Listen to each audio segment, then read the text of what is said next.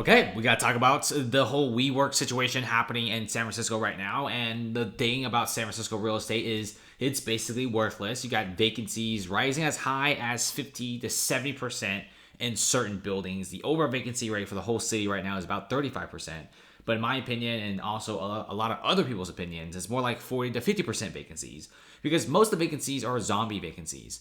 Yeah, there's someone leasing out the space, but it's completely empty. There's no office workers. And that really shows because 150,000 office workers no longer commute to the Bay Area's San Francisco anymore, with many of them deciding to leave the whole Bay Area altogether, some going to better parts of the Bay Area like maybe Palo Alto, those places, or San Jose, or maybe even Wine County up in the north. But remote work is here to stay, and it's really funny because tech has always flourished in San Francisco, but with tech being at a crazy all-time high of development, you got people really embracing the whole Zoom culture. So this is what's happening, and WeWork shares are now near bankruptcy. They're near zero. Their whole entire company's about to collapse, and it's once worth $47 billion.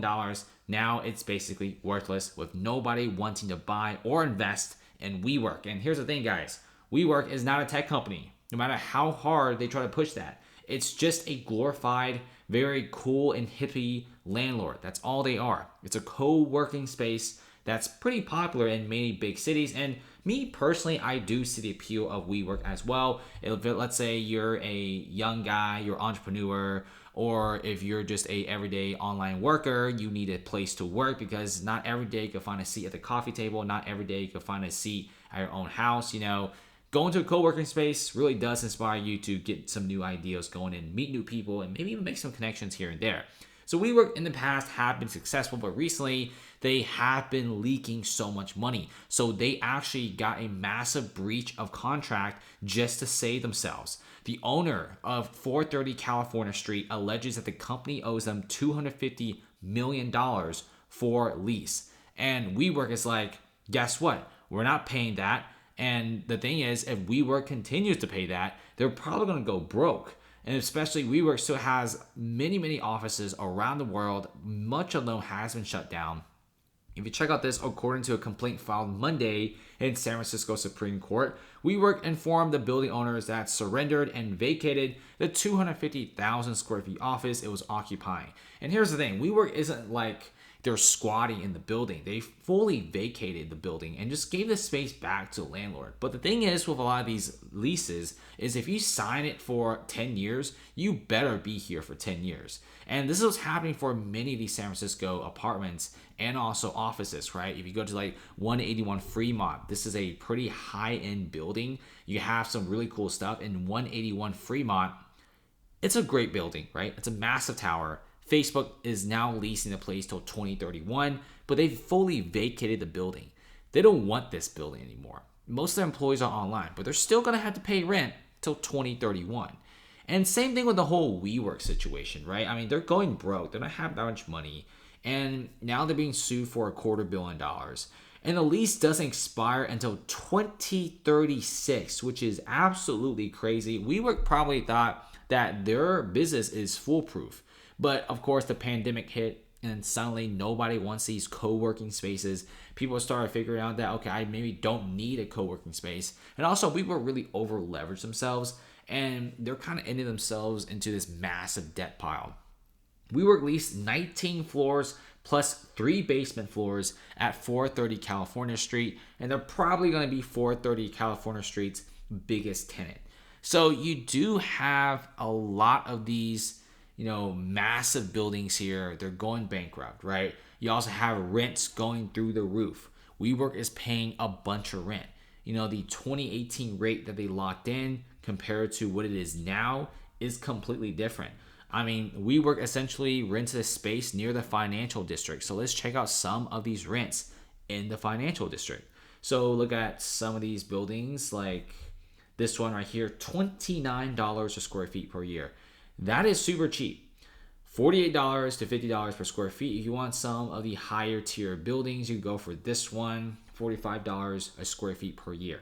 Here's the thing, many offices and many of these leases that were signed back in 2018 and 2019 range between $75 to $150 per square feet.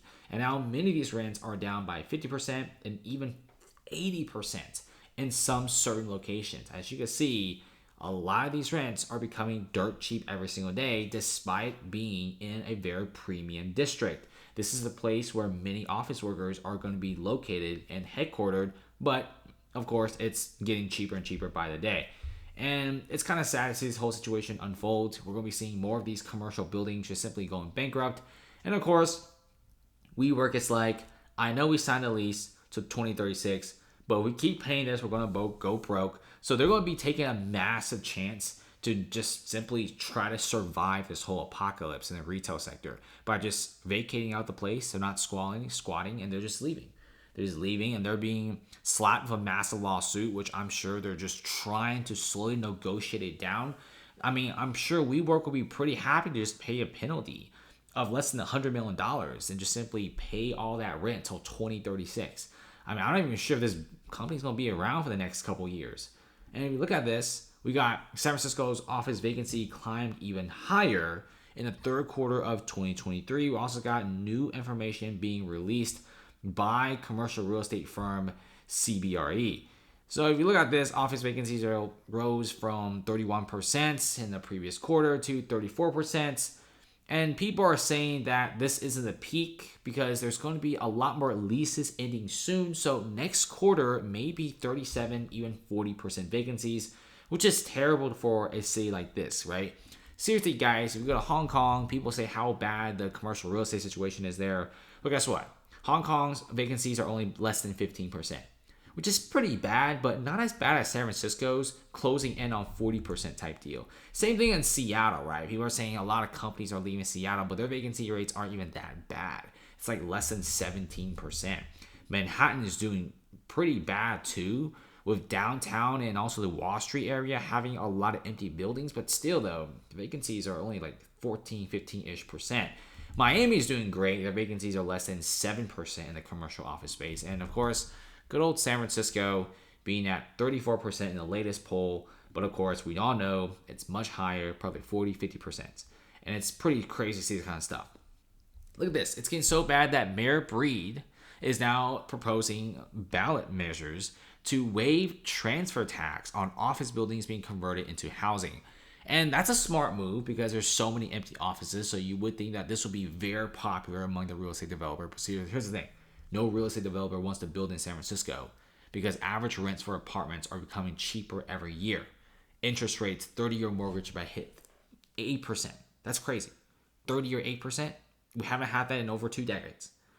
Treasuries are going up. In fact, we're seeing very, very good rates on CDs, bonds, and treasuries, which is causing many people who thought to initially invest, let's say $20 million into the housing market for construction, are suddenly finding themselves to put $20 million into bonds, treasuries, and CDs.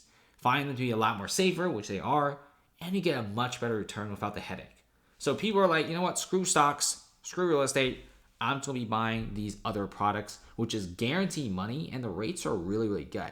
So we're going to be having a lot more of these situations here. We're seeing a lot of strain being put on the U.S. real estate market. And it's not just the U.S., guys. It's everywhere. Okay, it's some of the biggest real estate places in the world. They're really, really struggling.